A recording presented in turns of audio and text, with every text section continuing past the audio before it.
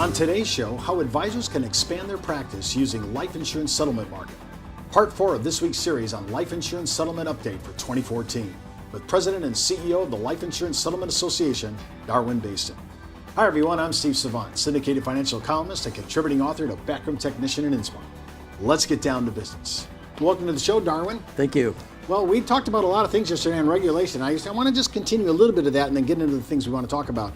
I thought I heard you talk about off camera, we were talking about a California suit now that's out there on a major carrier, won't mention any names, that really is, the suit really really revolves around the advisor not being able to offer the settlement as an option. And that's caused, is that what I'm hearing? Is that what I understood? Well, that's absolutely correct.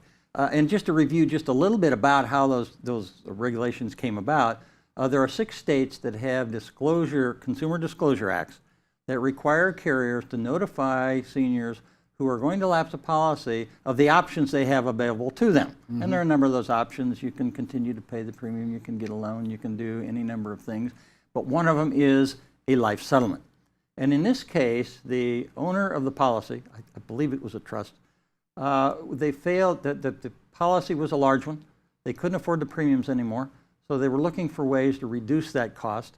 And I believe the only information that was given them were a couple of options, one of which was to reduce the death benefit amount and lower the premium, but they were not given the option to actually sell the policy. So the disclosure to consumers about all the options they have available is something that really is a very, very big deal, and it's something that we take seriously as well. Not just about the life settlement option, but all of the other options, I think, that are available to the owner of that policy that doesn't need it, want it, or can afford it anymore is really important. When we get to that point in the client's, the consumer's mind where he really doesn't need it, doesn't want it, can't afford it, whatever, this has to be a legitimate option and an alternative. And not to say it could be a fiduciary faux pas on an advisor's point, from an advisor's point of view.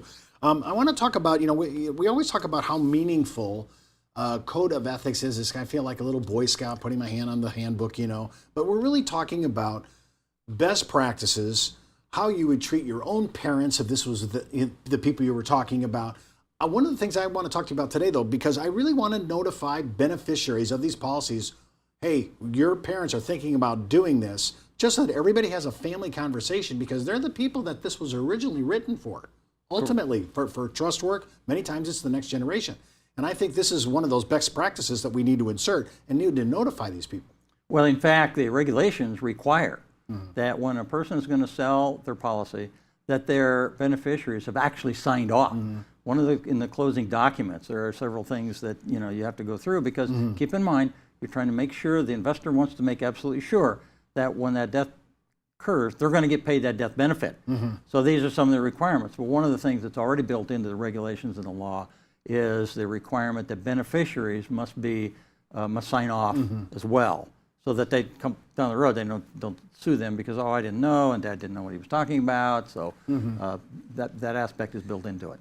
Darwin, I want to talk to you about the Harvard Business School case. This is kind of intriguing, but let's bring our advisors up to speed on this, because this, to me, is a really cool piece of information.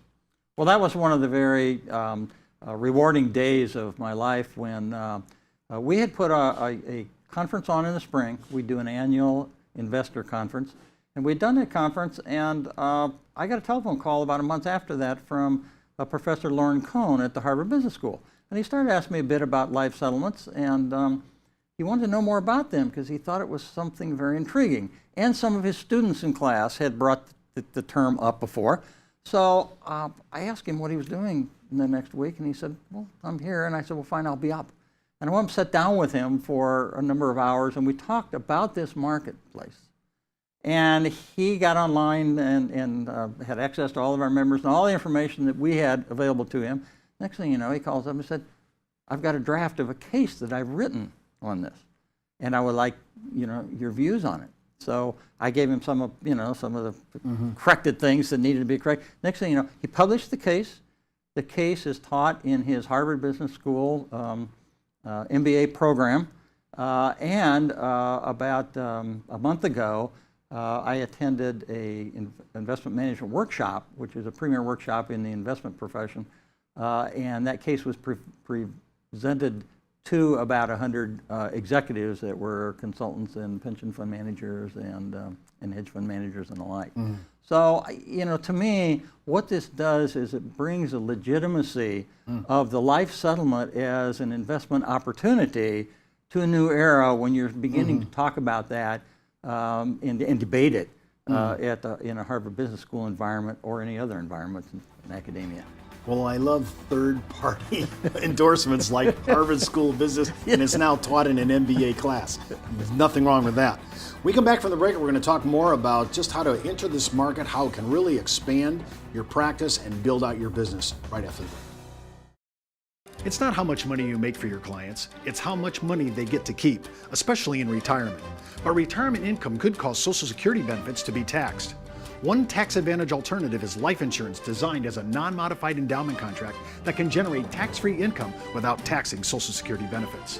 These contracts offer differing funding options depending upon your client's risk tolerance. For more information on how life insurance can be part of your retirement planning, just email me at steve@downtobusiness.tv.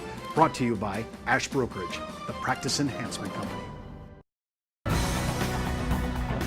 Well, welcome back to our second segment. Of course, we're with Darwin Basin, the president and CEO of the Life Insurance Settlement Association, LISA, better known, the acronym. Before we get into this, I just want to bring up this study from Allianz. A lot of our advisors know Allianz from their annuities. They're a huge, big player in annuities. And of course, they're highly ranked now on life insurance indexing for income scenarios. They had this study done in 2010 by Allianz that said 54% of the survey that they did on seniors said their greatest fear was running out of money before retirement. Now, that's been a mantra we've been talking about for a long time. Right. But nobody puts that in the same sentences, and one of the solutions to that could be a life settlement. That's exactly right. In fact, they said those 54% of those people said they feared running out of money more than they feared death. Yeah. That's really significant. That's very significant, which shows you, I think, our obligation and our responsibility to try to at least let them know that there may be a safety net of finances here available for them. Well, now the states, I've noticed now, we were talking about this, the states have really kind of come on board here. You have how many participating now? 43 states have passed some form of life settlement legislation and have regulations in place. And which has been good for us. Exactly. And in fact, to show you how far the market has come, 32 of those states have passed that regulation, that legislation, and put regulation in place since 2008. In addition, there have been 2 states recently in the last year that have adopted what's called the Medicaid Life Settlement Act. In other words, someone can, how you have to pay down your, spend down your assets. Well, they have a life insurance policy. And so they're allowing that life insurance policy to be used to pay a portion of those Medicaid costs instead of having to lapse a policy to get their net worth down. Which, by the way, I think is huge, because now when the government's signing off on that in regards to the requirements for Medicaid, Medicare, I mean, that's an issue. Well, let's talk a little bit about, I'm looking at, there's a huge gap in the consumer, hardly anybody knows about life settlements. I'm going to say our advisors, we all know about, if you've been in the business at least 10 years or more, you remember there was some heyday during this time. Many of our registered reps who work in the broker-dealer community really have not been, they're really still kind of a misunderstanding. So there's a huge educational learning curve to go here. But I want to talk a little bit about how do I talk to a consumer and how do I approach this? I like life settlements because it's a great backstop. It's a cash reserve that we may not even know we have. That's correct. And I want to start listing this on our net worth statements. I want to be able to bid my contract out just to see what the net worth number is beyond my cash value. So if I have a cash value policy, and I want to say, I bid this out, I sent it out, just kind of feel the market out. Oh, I'm always going to get more than I have in my surrender cash value. Otherwise, I wouldn't do it. Right. So I'm going to look at that number, and I'm going to start putting that number, that is liquid money. I could sell that today. I have a bid in my hand, and now I'm going to put that, now I'm just going to start listing that on my net worth statement. Well, I think, all people who do some advisory type of work for consumers are now sort of moving to a more what we call a holistic approach in looking at the overall financial well-being of the consumer.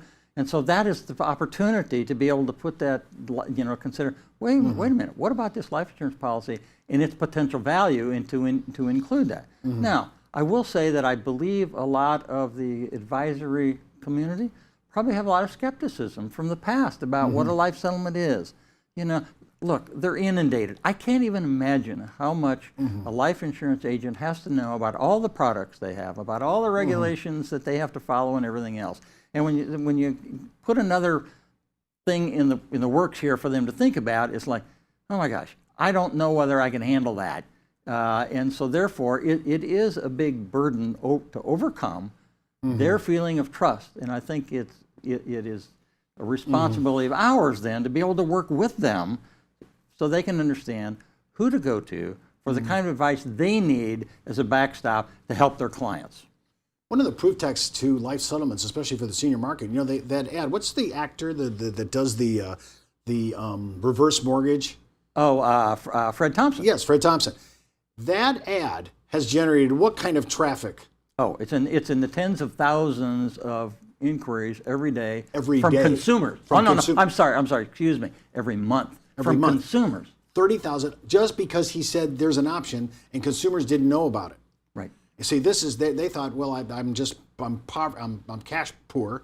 And no, maybe your house can generate. So just the thought that many people per month are calling in tells me that the seniors are hurting for money and that they're looking into this as a legitimate play for them. This could be another addition to the reverse mortgage mentality. Well, that's exactly right. You know, there's another celebrity that plays a role in the life settlement market for one of Lisa's members, the Lifeline company. It's Betty White. And I think one of the things that Betty White has done is brought a level of trust from a lot of people that this is a legitimate consideration and a legitimate option for them to have. But you are right. There's something about the commonality between a reverse mortgage and a life settlement because they're essentially both providing some additional financial assistance to a consumer.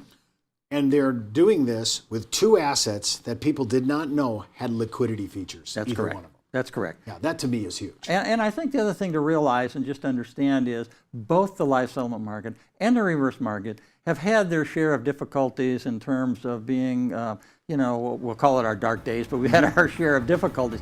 And now, for them, I think, and for us, it's a new era. It's a new day.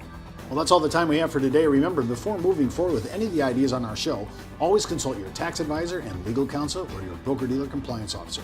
Missed an episode? Just go out to our site, downtobusiness.brokerage.com. Want to email me? Just write me, steve@downtobusiness.tv. And remember, you could be wiser as an Ash Brokerage advisor. I'm Steve Savant. We'll see you tomorrow.